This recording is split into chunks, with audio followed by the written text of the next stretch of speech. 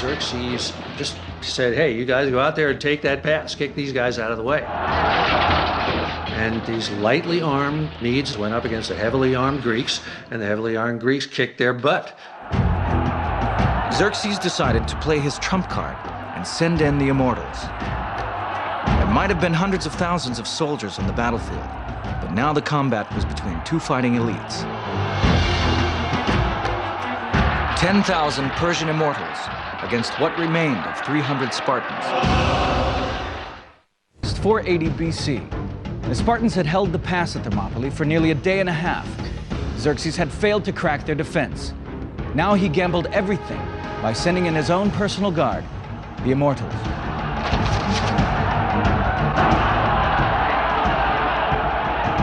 They were a magnificent sight. They carried bows, spears, and short daggers. But rank after rank of the elite shock troops fell in the dust. The light-armed Persians couldn't penetrate the Greek armor, but the Greeks could penetrate them at will. And also the Greeks were trained to fight at close quarters and to come to grips at close quarters. Nothing could shake the Spartans. Xerxes needed a miracle, and it came from an unexpected source. A Greek trader, Ephialtes, seeing a chance to get rich quick, crossed over to the Persian camp. He told Xerxes about a pathway that wound around the mountainside and came out behind the Spartans. The name Ephialtes has entered the modern Greek language. It means nightmare in modern Greek. Ephialtes is today a nightmare. Under cover of darkness, the Persians filed up the track, and on the morning of day 3, emerged behind the Spartans. Leonidas had been outflanked. He knew this would be his last battle. To avoid unnecessary casualties, he sent the rest of the Greek army home. The Spartans would stand alone. It must have been an amazingly emotional moment. As men were walking out, brave men, knowing they were going to live, while others were walking up to the front line, knowing that they were going to die.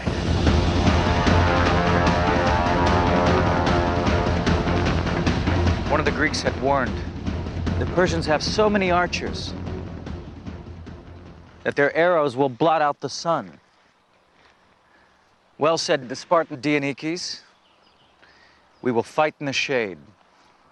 This was Spartan wit. And when somebody says something like that, you laugh and fear goes away. Leonidas was more somber. He ordered his men to breakfast, saying, "Tonight, we shall dine in Hades." As the battle recommenced, the Persians closed in from both sides on the tiny band of Spartan survivors. But the Spartans, with nothing to lose, fought like demons. The Persians suffered heavy losses. Then Leonidas fell. His Spartan soldiers rushed forward to save his body from capture and mutilation. The fact that the Greeks fought in the way they did to preserve his body from the Persians at the moment of final defeat again symbolizes how important the position, the status, the role of the king, the leader, actually was. Xerxes now decided to bring this battle to a quick end. He had tried to fight soldier to soldier in the honorable tradition of his Persian ancestors, but he could not break the Spartans. He had lost nearly 10,000 men, including 2 of his own brothers. He decided to withdraw his troops. He would finish the Spartans off at a safe distance with arrows.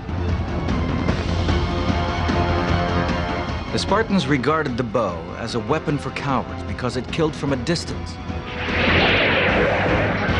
Thousands of arrows rained down on the broken Spartans until not one was left standing.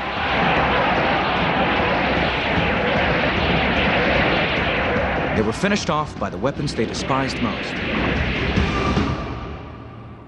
A furious Xerxes ordered his men to find the body of Leonidas, and once they'd found it, to cut off his head and stick it on a pole. The Spartan king had made him pay a terrible price for victory at Thermopylae. 10,000 casualties was a drop in the bucket from such a vast force.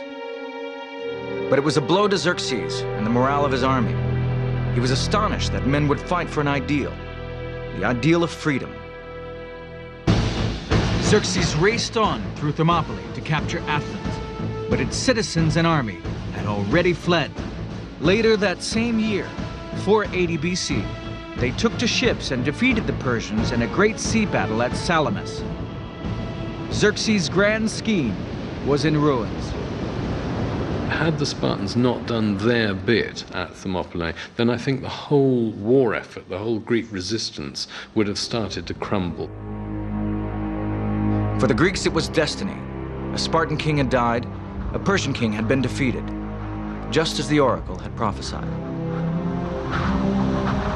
All kinds of great civilizations have vanished that left incredible monuments, but the Spartans left nothing. But what they left, just by their actions that one day, is more indelible and is still living today.